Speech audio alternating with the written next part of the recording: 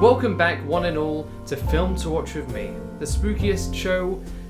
It's not the spookiest show. On this spooky and spectacular episode of Film to Watch with me, we're going to be diving headfirst into the most scariest, most gut-wrenching, most sphincter-tightening movie of all time. Now, you're probably thinking to yourself, Jack, what could you possibly show me that could scare me that badly?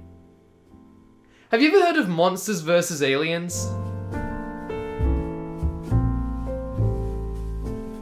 Monsters vs. Aliens follows Susan, a normal-sized lady who became big because of a big, scary meteor and was forced into the US government with BoJack Horseman, Donkey Kong, Furry Experiment number 163, and Hugh Laurie as a cockroach man. No, I'm not joking. Hugh Laurie voiced Dr. Cockroach, PhD. I know it's f***ing weird, right? Then they fight Dwight Schrute the alien, and they win, and fun, and yay! Okay, so, that was Monsters vs. Aliens. Now, here is Monsters vs. Aliens, Mutant Pumpkins from Out of Space.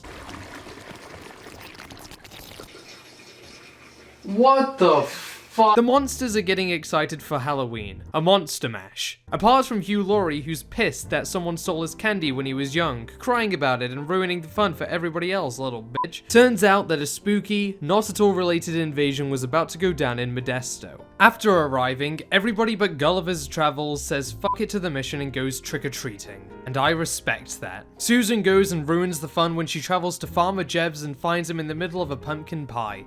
Get it? Because they're a bunch of pumpkins and they're a bunch of pumpkins and they tied him up, you know? Do you get it? You get it. As mutant pumpkins run rampant throughout the streets, the monsters rendezvous. And thus commences the best joke in the entire film. My mother was a tomato. I speak produce. What did he say? Horrible things about my mother in a salad bar. Then they start duking it out with the pumpkins and they start kicking and screaming and the missing Link pulls out a Glock and Bob starts.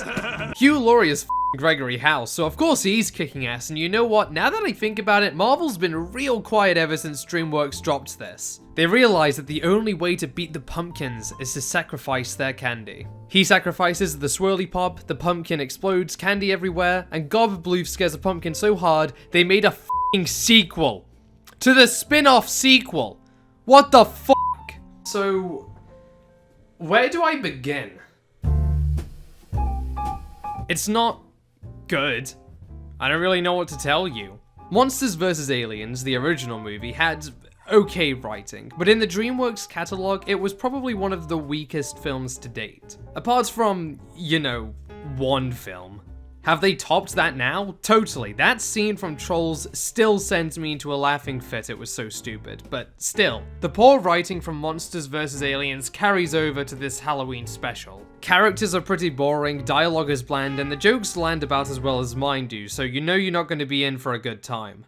You know, DreamWorks animation is really hard for me to talk about sometimes, and I don't mean the company, I mean the animation itself.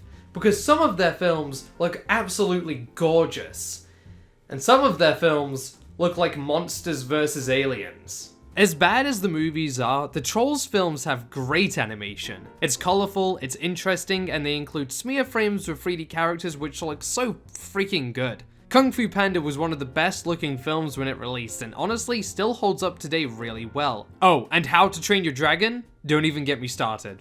Just don't, for your own good.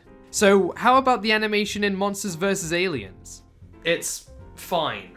Okay, to be fair on the animation, it does still hold the same quality the original film had, which you wouldn't expect from a Halloween spin-off. I feel like my biggest complaint is the animation style. I really hate how these characters look. It's the worst of fully human, realistic characters and 3D animated movie. The textures look really gross and out of place, especially on any of the humans that are running around, probably snapping the necks of monkeys. I'm looking at you, kid. God, you're ugly and gross, and stop looking like that. And look at the Sergeant Snoz, what? Again though, I wouldn't say it's bad because it's honestly not. It looks good, albeit just not very appealing. Environments look nice and the character designs are pretty good. So yeah, again, the animation is fine for a DreamWorks movie. If we're talking about Disney, then this is shit.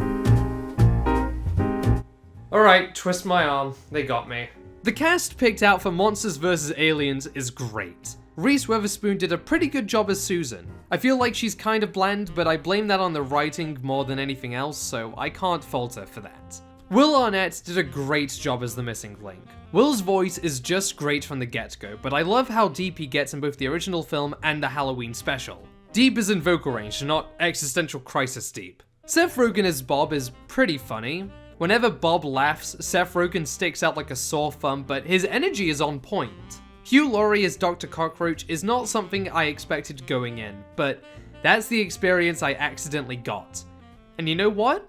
It was pretty delightful. Hugh is definitely the best role in the film, hands down, with the missing link second. All the side characters have pretty meh voice acting, maybe apart from Jeffrey Tambor, who played Susan's dad. Again, pretty good overall. Why was this made? Seriously, who at DreamWorks was like, alright boys, Halloween is just around the corner. I'm thinking we take Monsters vs. Aliens, one of our worst films, and turn it into a Halloween special. You think that sounds good? It's genius. And that was Monsters vs. Aliens, Mutant Pumpkins from Outer Space. I hope you enjoyed the spooktastic Film Torch with Me special, and I pray to God that I never have to revisit this franchise again. Kill me.